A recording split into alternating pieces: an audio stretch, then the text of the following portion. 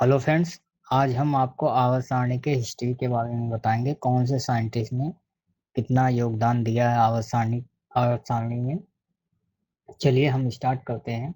सबसे पहले आते हैं डोबेराइनर। डोबेराइनर ने एक त्रिक सिद्धांत दिया था, जिसमें इन्होंने बताया था कि तीन तीन के ग्रुप बनाए थे, जिसमें आपका लिथियम, सोडियम व पोटेशियम का इन्होंने बनाया था। इन्होंने कहा था कि जो बीच वाला तत्व होता है वो पहले और तीसरे के द्रव्यमान का आधा होता है। मतलब इसका मतलब हुआ कि एवरेज टाइप से आप समझ लीजिए कि अगर आप फर्स्ट प्लस थर्ड वाले को आप अगर जोड़ते हैं, इनके आधा कर देते हैं, तो ये बीच वाले तत्व का मान निकल आता है। ये इन्होंने डोबेराइनर ने बताया था, जो बिल्कुल बकवास था, क्योंकि बिना लॉजिक के इन्होंने इस सिद्धांत को बताया था और 1815 में इसकी इन्होंने खोज की थी। इसलिए इस सिद्धांत का कोई महत्व नहीं है, क्योंकि इन्होंने जो बिना लॉजिक के बताया था, इसलिए इसका उतना योगदान नहीं। इसलिए हम लोग बस इनके बारे में इतना पढ़ सकते हैं कि इन्होंने सबसे पहले 1815 में आवर्त सारणी के बारे में बताया था। इन्होंने तीन तीन का ग्रुप में रखा था, जिसमें लिथियम, सोडियम, पोटेशियम। इन्होंने बताया था कि जो बीच वाला तत्व होता है वो पहले और आखिरी वाले तत्व के द्रव्यमान का आधा होता है। चलिए नेक्स्ट साइंटिस्ट के बारे में देखते हैं। दूसरे साइंटिस्ट थे, वो थे न्यूलैंड। इन्होंने अष्टक नियम दिया था, जिसमें इन्होंने इलेक्ट्रॉन जो थे 56 थे। इन्होंने 56 तत्वों को खोजा था। इन्होंने संगीत के जो स्वर होते हैं उस पे आधारित उन्होंने खोजा था। इन्होंने कहा था कि जो पहला और आखिर 8, जो फर्स्ट तत्व बराबर होगा आठवें तत्व के। ये इन्हीं का अष्टक नियम है, क्योंकि जो संगीत के 7 स्वर होते हैं उन्हीं पर आधारित उन्होंने बताया था। इसलिए ये भी ज्यादा अच्छा नहीं हुआ था। इन्होंने जो पहला तत्व खोजा था वो हाइड्रोजन खोजा था और लास्ट तक थोरियम तक गए थे। इन्होंने ये पाया था कि जो पहला तत्व होगा और जो आखिरी तत्व होगा वो समान गुण वाले होंगे। इनकी जो लिमिटेशन थे कि इसमें सिर्फ 56 तत्व को ही स्थान दे पाए थे और एक कैल्शियम तक ही लागू हुआ था। न्यूलैंड का जो अष्टक नियम था वो कैल्शियम तक ही लागू हुआ था, इसलिए कुछ हद तक काम करने में सही रहा। इन्होंने आवर्त सारणी में कुछ हद तक योगदान दिया। इसमें पहला और आखिर 8, जो फर्स्ट तत्व बराबर होगा आठवें तत्व के। ये इन्हीं का अष्टक नियम है, क्योंकि जो संगीत के 7 स्वर होते हैं उन्हीं पर आधारित उन्होंने बताया था। इसलिए ये भी ज्यादा अच्छा नहीं हुआ था। इन्होंने जो पहला तत्व खोजा था वो हाइड्रोजन खोजा था और लास्ट तक थोरियम तक गए थे। इन्होंने ये पाया था कि जो पहला तत्व होगा और जो आखिरी तत्व होगा वो समान गुण वाले होंगे।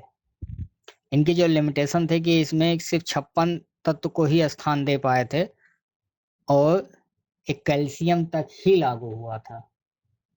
न्यूलैंड का जो अष्टक नियम था वो कैल्शियम तक ही लागू हुआ था, इसलिए कुछ हद तक काम करने में सही रहा। इन्होंने आवर्त सारणी में कुछ हद तक योगदान दिया। इसके बाद नेक्स्ट चलते हैं न्यूलैंड का अष्टक। न्यूलैंड के बारे में देखते हैं। न्यूलैंड ने अष्टक दिया था। इसके बाद नेक्स्ट साइंटिस्ट का नाम होता मेंडलिफ। मेंडलिफ पीरियोडिक टेबल, इसके बारे में देखते हैं। सबसे बेहतर अगर इन्होंने किसी ने किया है जो पीरियोडिक टेबल का नाम दिया है, वो आपके मेंडलिफ साहब हैं। 1869 में इन्होंने इसकी खोज की थी।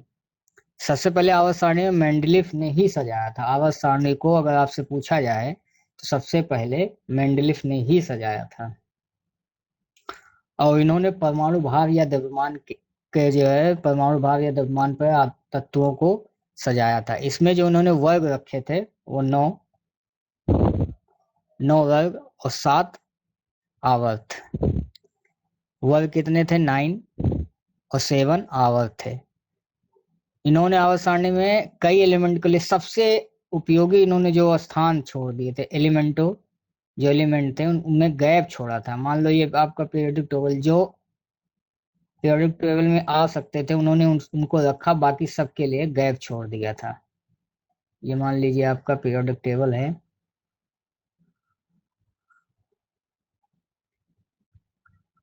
तो इन्होंने जितने सजा पाए उसके बाद इन्होंने गैप छोड़ दिया। ये इनका सबसे बेहतर बेनिफिट था, इसलिए इन्होंने आवर्त सारणी में इसको सजा पाए थे।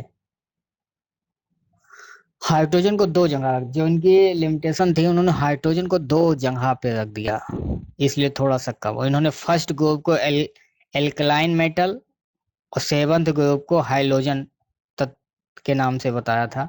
जो फर्स्ट ग्रुप होगा वो एल्काइन मेटल का होगा, और जो सेकंड होगा वो हाइलोजन तत्व का होगा। और ज्यादा एटॉमिक मास वाले तत्व को पहले रख दिया था, ज्यादा भार वाले तत्व को इन्होंने पहले रख दिया था।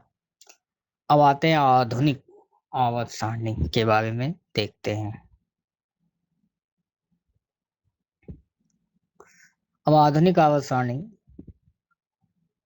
हेनरी मोजले ने बनाया था 1913 में। हेनरी मोजले ने 1913 में इसकी खोज की थी। हेनरी मोजले ने 1913 में एटॉमिक नंबर यानी परमाणु संख्या की खोज की थी।